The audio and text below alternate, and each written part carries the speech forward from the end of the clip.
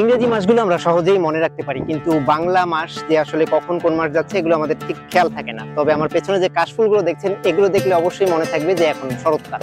Viewers, আমরা এখন শরৎকাল উপলক্ষে যে আমাদের চারিদিকে যে কাশফুলের যে মেলার মতো বসে, আমরা সেই মেলা দেখতে আজকে চলে আসলাম খুলনার একটা বিশেষ একটা জায়গায়। সেই জায়গাটি হলো ময়ূরী আবাসিক প্রকল্প। প্রকল্পটি এখনো পরিপূর্ণভাবে লোকজনে ভরপুর হয় নাই, অর্থাৎ এই জায়গাগুলোতে এখনো লোকজন বসবাস শুরু করে নাই, যে কারণে জায়গাটি ফাঁকা থাকায় প্রতি বছরই ঠিক এই সময় এখানে কাশফুলে ভরে যায়। আর এটাকেই আমরা এখন শরৎকালের কাশফুলের মেলা বলতে পারি।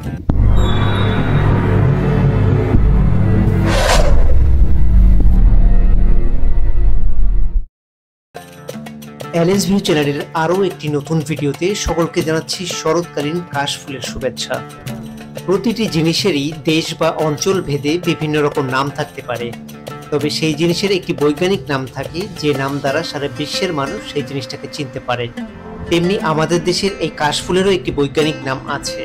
আমাদের এই কাশফুলের বৈজ্ঞানিক নাম হলো স্যাকারাম স্পন্টেনিয়াম।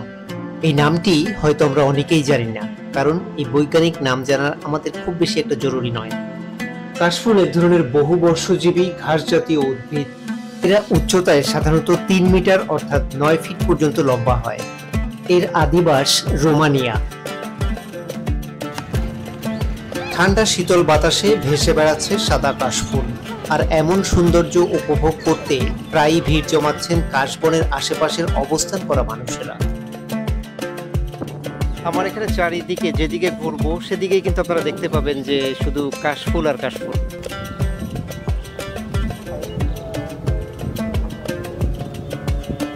আশা করি আপনাদের জায়গাটা অনেক ভালো লাগবে।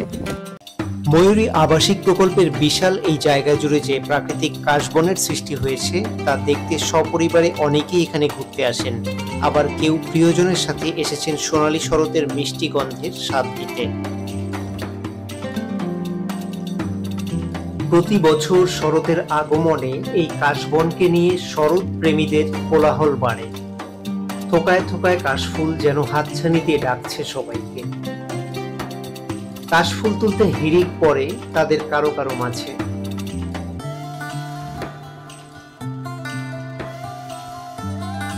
কাশফুল মূলত ছন গোত্রীয় এক ধরনের ঘাস। নদীর ধার, জলাভূমি, চরাঞ্চল, শুকনো রুক্ষ এলাকা, পাহাড় কিংবা গ্রামের কোনো উঁচু জায়গায় কাশবনের ঝাড় বেড়ে ওঠে। তবে নদীর তীরে এদের বেশি জন্মাতে দেখা যায়। ভিউয়ার্স, খুলনা শহরে কাশফুল বা কাশবন যে শুধু ময়ূরী হাউজিং এরিয়াতে আছে এটা কিন্তু আমরা বলছি না। ময়ূরী হাউজিং এরিয়ার ঠিক পাশেই, অর্থাৎ 0 পয়েন্ট থেকে আফিল গেট বাস স্ট্যান্ড পর্যন্ত খুলনা সিটি বাইপাস যে রোডটি রয়েছে, এই রোডের দুই পাশেই অসংখ্য জায়গায় কিন্তু এমন কাশফুলের ছড়াছড়ি আপনারা দেখতে পাবেন।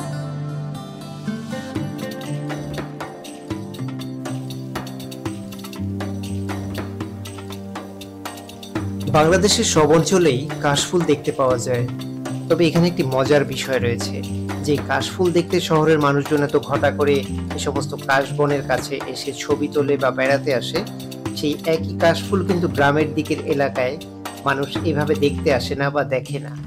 সেই গ্রাম এলাকায় জ্বালানি ও কম দামে পানের বরজের ছাউনি হিসেবে এই কাশফুল ব্যবহার হয়ে আসছে বহু বছর ধরে। আয়ুর্বেদিক চিকিৎসকদের মতে কাশফুলের বেশ ঔষধি কিছু গুণও রয়েছে।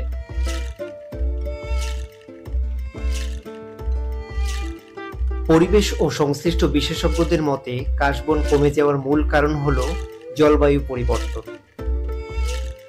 প্রাকৃতিকভাবে বেড়ে ওঠা কোনো কিছুর পরিবর্তন প্রাকৃতিক পরিবেশের পরিবর্তনই নির্দেশ করে।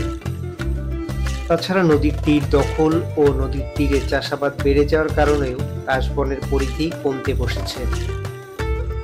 জ্বালানি বা অন্য কাজে ব্যবহারের জন্য নয়, অন্তত সৌন্দর্যপ্রেমী মানুষদের মনের চাহিদার জন্য হলেও নদীর তীরে বেঁচে থাকুক আগের মতো দিগন্ত বিস্তৃত কাশবন।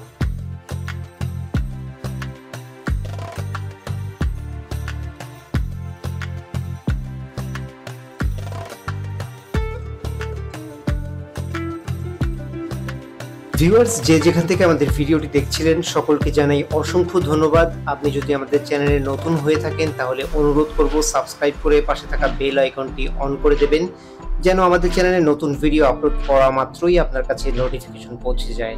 পরবর্তী কোনো নতুন ভিডিও দেখার আমন্ত্রণ জানিয়ে আজ এখান থেকেই বিদায় নিচ্ছি। সবাই ভালো ও সুস্থ থাকবেন এই প্রত্যাশায়। টাটা।